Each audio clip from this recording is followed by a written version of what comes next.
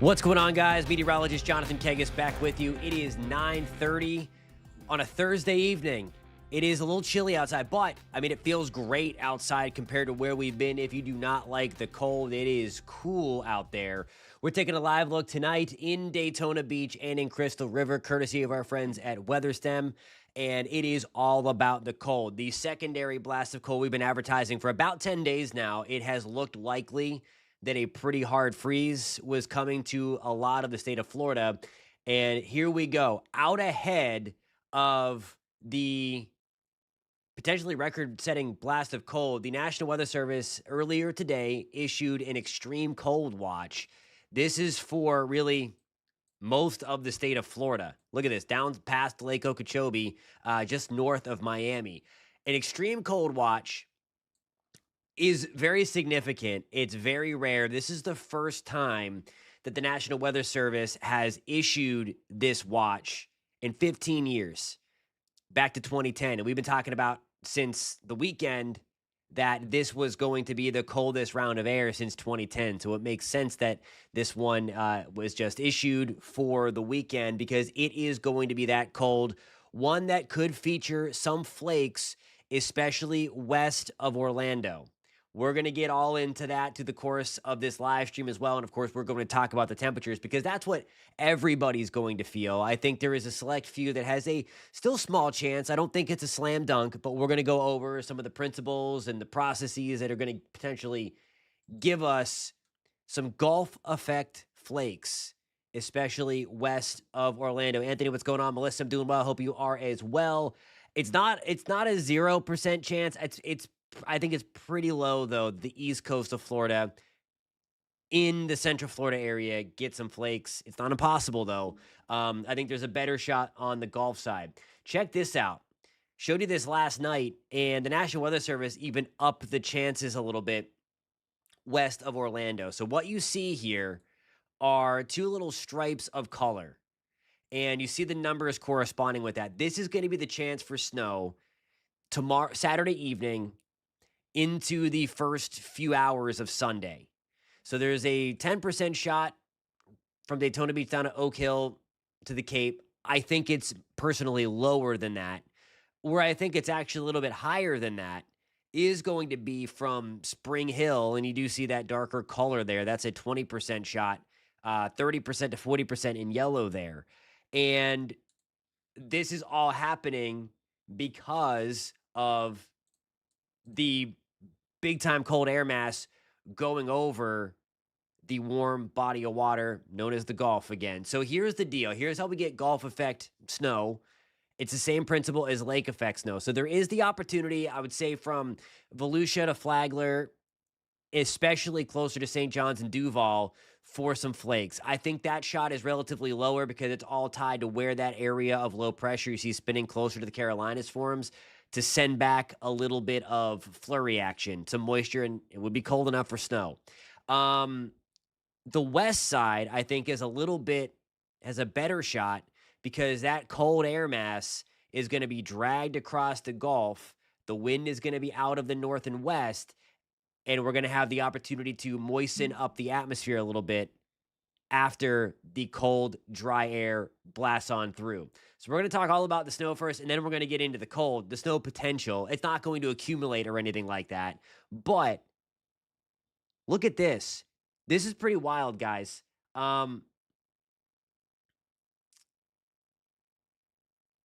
So Anthony, the one thing I will say it is yes, that is the all-time record for sure. However, the one thing I will say on that is that happened in the Panhandle. He's saying the record of all time is state of Florida is 2 degrees below zero. It's the only time it's been 2 degrees below zero in the state.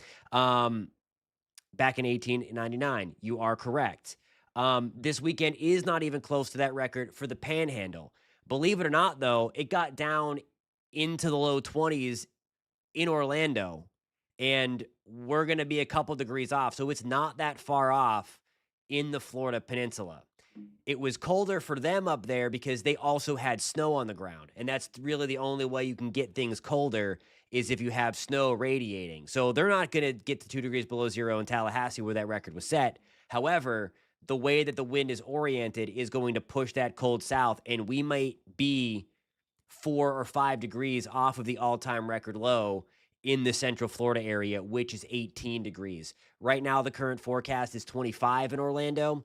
That number might be a little too warm for our forecast. So anyway, about the snow, this is the front itself coming through. So you see the rain. All that is green and yellow and red. We got some pockets of downpours in there. That's 11:44 on Saturday morning. So this is the front coming on through. Then we get that punch of drier air. Look at this. This is the wild part. So as we have that colder air mass going, the wind direction is critical. I'll get that to a second. But I really think here, along and southwest of the turnpike, and then right up and down 75 to 275, this kind of Florida triangle is probably going to be your best opportunity, relatively speaking, to see snow. Maybe this little appendage out here as well. But the issue is you need to get the moisture far enough away from the warm Gulf into the cold air that has been freshly injected over the land. So there is one little stripe. Look at this. That's nuts. This is 10 o'clock on Saturday night. Lakeland, Bartow, Fort Meade has a legit opportunity to see some flakes. Loom 0519. Yeah, I think Polk might have the best opportunity. Again, relatively speaking. I'm trying not to get too excited to see a flake or two. If it's going to be cold, why not? But again, just know that it's probably going to be a crummy little snowflake. It's not going to be the pretty clumping dendrites, as we call them, like you would see up north. But it is certainly doable. And the model forecast shows it. Again, the model is certainly crazy. However, the meteorology behind it matches the model. So it's not like a rogue run, like sometimes it'll spit out a hurricane or something. You know what I mean? We can tell more often than not if it's a phantom storm or if it's a bad run. This is not that. This is a legit opportunity, still on the smaller side, but it is a legit opportunity. Okay, when we come back on the other side of this break, I have to get to my first break. However, I want to take you a little bit deeper. We're going to look at something known as a skew T. This is how we take like pretty much a profile of the atmosphere from the surface up to cloud level. I will show you that. And then we're going to get into the more impactful and the more widespread deal of the weekend. And that is the cold. Again, extreme cold watch issued by the National Weather Service. First time since 2010 that has made its way down into Central Florida. There it is again. That's 10 o'clock Saturday night. Let me just take this out real quick. And you see that continues until about sunrise, maybe a little bit earlier sunrise Sunday morning. All right, I'll see you guys in 3 minutes, and we are going to talk about the cold.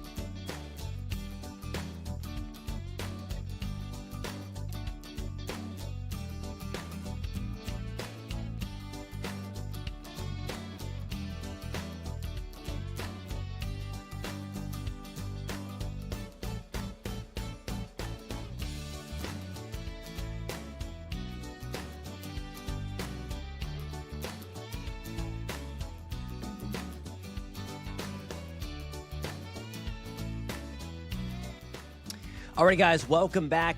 Lake County may be able to get a stray one. The one thing I did forget to mention, I'm going to get to Kimberly's question. It's a good one. It's a good one, but the issue is to get snow further inland, it's all about the wind direction. It is highly dependent upon that. So let me go back and show you exactly what I'm talking about with this. It, so in order to get the snow like to Eustis, we would need to have a whoops, sorry, I'm not showing you the map. You would need to have a west northwest wind over the Gulf to do that. It looks like it's going to be more of a northwest wind, which would kind of go parallel to the turnpike. So in order for Eustis to maybe see a stray flake, we have to get that wind direction a little bit more westerly as well.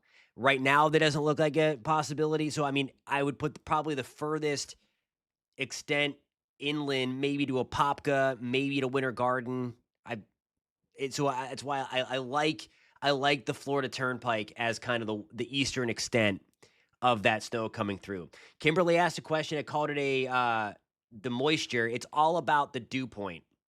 So the relative humidity goes up or down. It's sometimes low in the spring or summer too. That's the relative humidity. And it's a common misconception when people say, "Oh, the humidity is 100% today." The humidity is typically 100%, and that happens even in the winter time because it's the relative humidity. What the deal is the dew point is high. So notice how our dew points are in the 40s right now. There's still a decent amount of moisture in here. It was in the teens the other night, so it was much drier when we just got that injection of cold. But look up here, and I don't have the numbers plotted in the north and east, but even in Charlotte and Nashville, the dew point temperatures are in the 20s, much drier air up there. So that's the dry cold.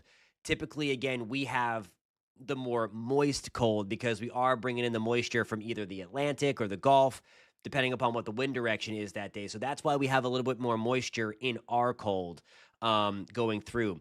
Bradenton, Romans 124-27. You will have an opportunity in Bradenton to get a flake.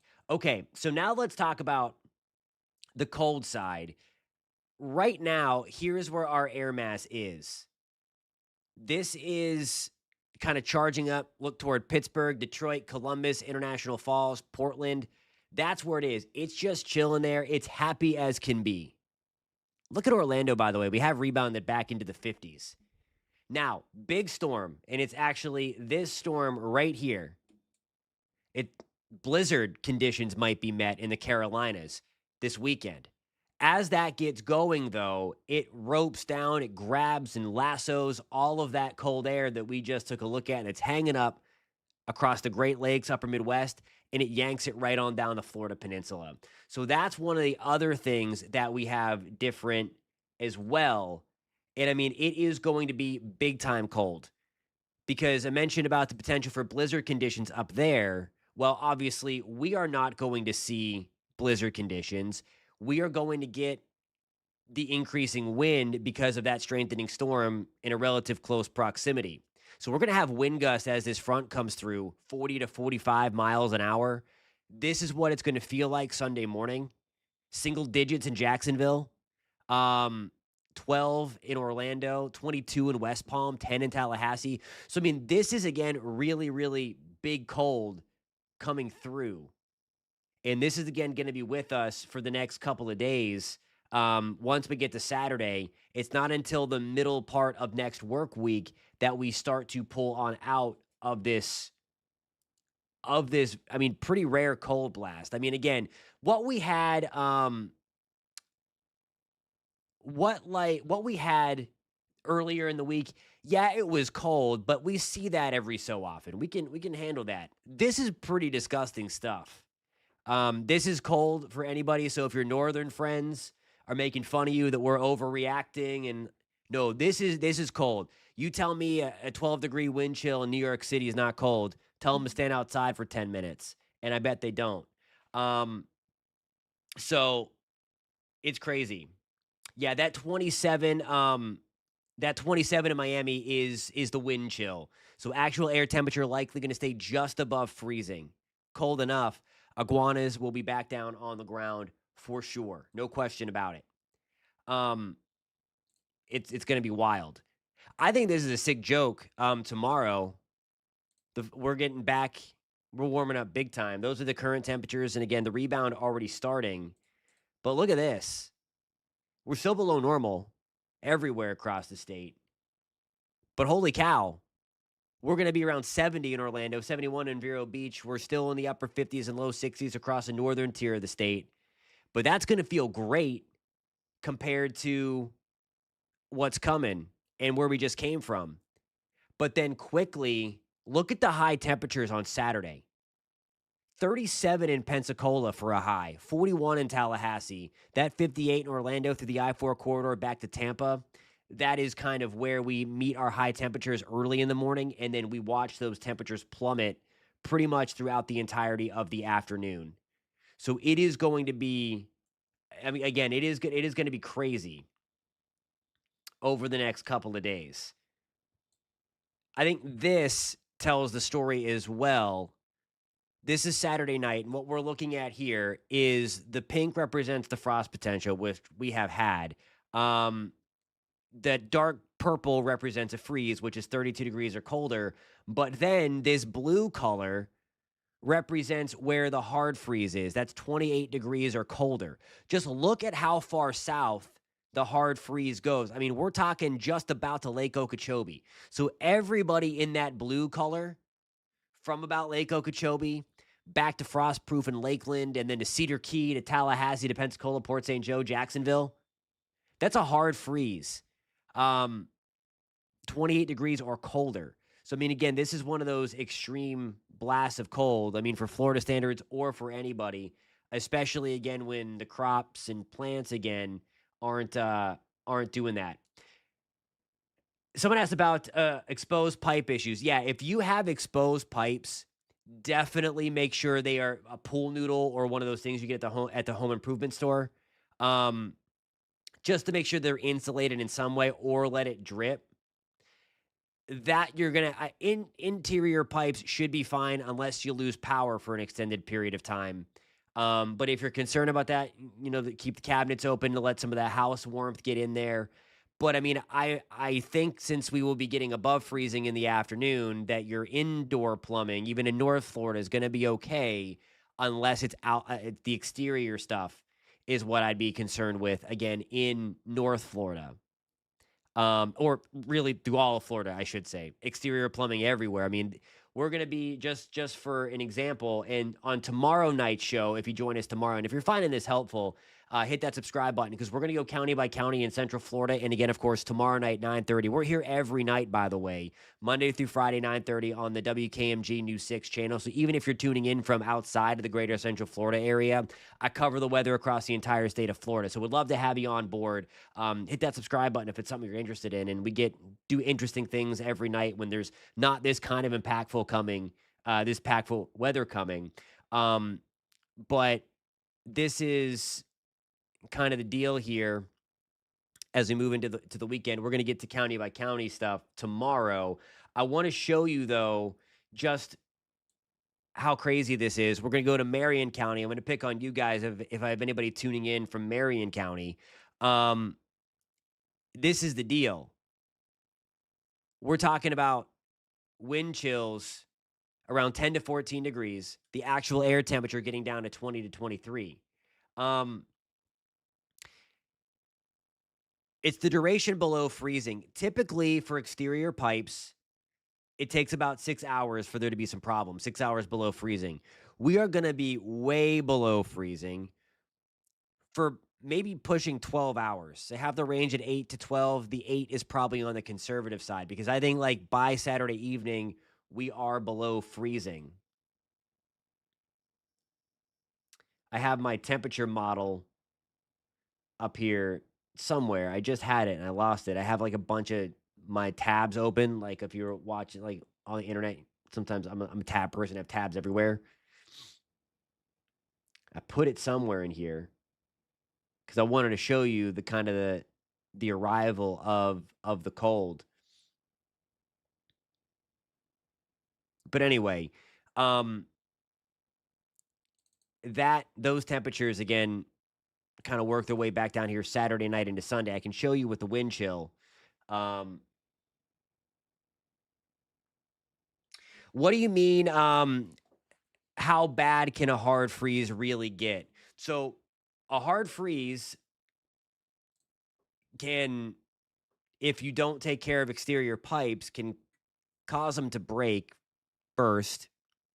Again, I'm not anticipating like indoor plumbing problems, even though it's getting cold. The biggest thing is the crops or um the crops or if you have plants outside. I'd be concerned about some of the sensitive stuff making it through the next couple of nights starting on Saturday if they haven't been protected. And even if they have been protected, I mean, this is some really cold stuff. The temperature tomorrow in New Smyrna is in the upper 60s. I don't think it's warmer. No, it is. It's warmer here than in New York City. It's really, really cold. It's really cold up there. I'll go back to the national temperature map. I mean, it is like stupid cold, and that's where our air mass currently is. I mean, we're 32 degrees warmer than New York City right now. Um, we're actually not doing bad. This is kind of the return of the warmth for probably 24 to 36 hours. So, I mean, we're one of the warmer places in the country right now. But that is going to change big time as we get into tomorrow. All right. I have about 2 minutes left. Coming up at 10 o'clock, though, we have new we have new 6 to 10 coming up, and we're going to be right off the top. I'm going to show you the latest modeling and stuff. But just for the people that are joining us late, and again, if you're finding us for the first time, welcome. We're here every night, Monday through Friday, talking about the weather across Florida at 9:30 on this channel. So if you like that stuff, hit that subscribe button.